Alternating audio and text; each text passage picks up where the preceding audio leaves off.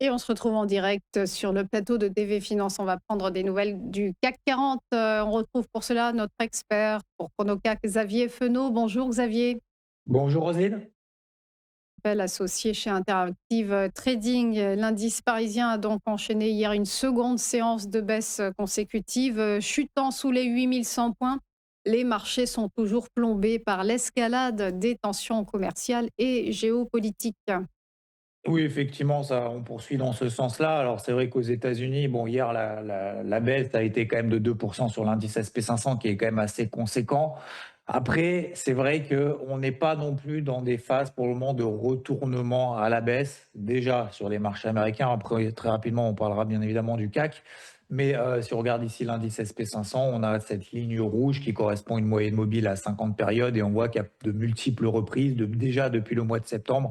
Systématiquement, on arrive à la tenir. Bon, des fois, on se fait un petit peu peur, mais on a toujours un petit peu, c'est toujours cette tendance finalement de fond haussière qui perdure. Alors, c'est vrai que les indices européens suivent un petit peu cette dynamique.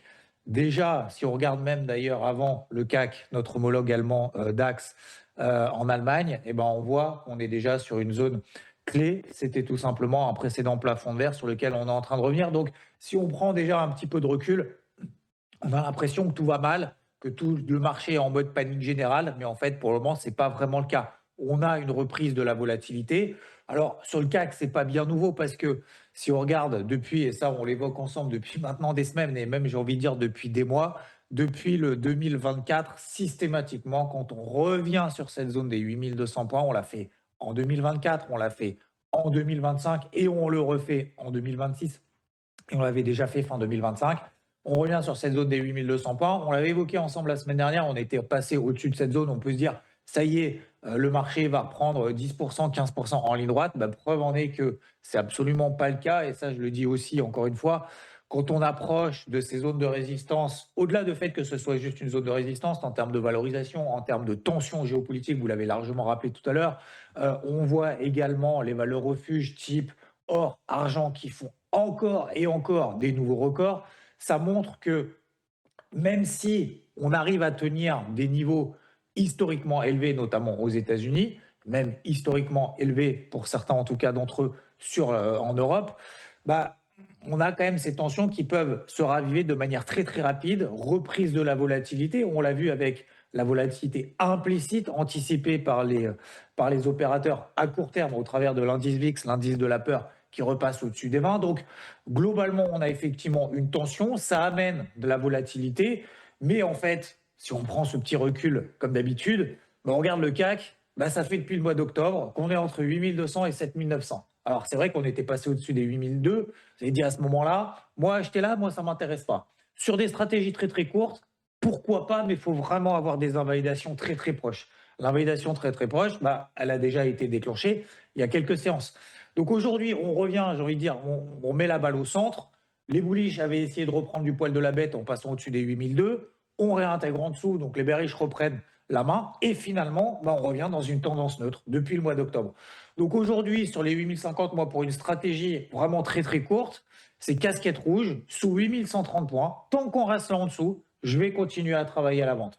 Au-dessus des 8130, eh ben, je la remets à nouveau au placard. On retournera sur les 8002, 8003 et je verrai à nouveau pour revendre. Mais ces niveaux-là, pour moi, sont vraiment pas, pour le moment, des opportunités d'achat. On va avoir des rebonds techniques. Ça, c'est clair. Même déjà, peut-être aux États-Unis, on en aura aujourd'hui. Pour autant, quand je regarde la publication hier soir de Netflix, qui est quand même assez caractéristique, les résultats sont super bons, que ce soit chiffre d'affaires, résultats, bénéfices nets par action, les perspectives, etc. Tout va bien. Ben, elle perd quand même 5% après bourse. Donc, on voit quand même, alors on verra aujourd'hui d'ailleurs comment va se comporter Alstom, qui a annoncé avoir justement un carnet de commandes historiquement plein, 100 milliards d'euros. Donc c'est absolument monumental, c'est historique. On va voir si le marché derrière a du plomb dans l'aile ou pas. Donc c'est un peu des tests justement avec ces saisons de publication de résultats. Donc aujourd'hui, pour moi, 8000, c'est pas une zone d'achat. Même s'il y aura des rebonds techniques, c'est pas grave, il y en aura d'autres.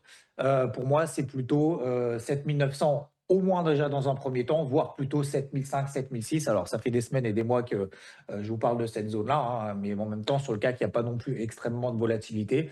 Sous 8130, stratégie court terme. vente, casquette rouge, puisqu'on reste pour le moment dans le cadre d'un flux baissier. Donc oui, il y a des tensions, oui, il y a de la volatilité, oui, les bearish ont pris un petit peu la main sur les bullish qu'ils l'avaient en fin d'année dernière, mais pour le moment, il n'y a pas vraiment péril en la demeure.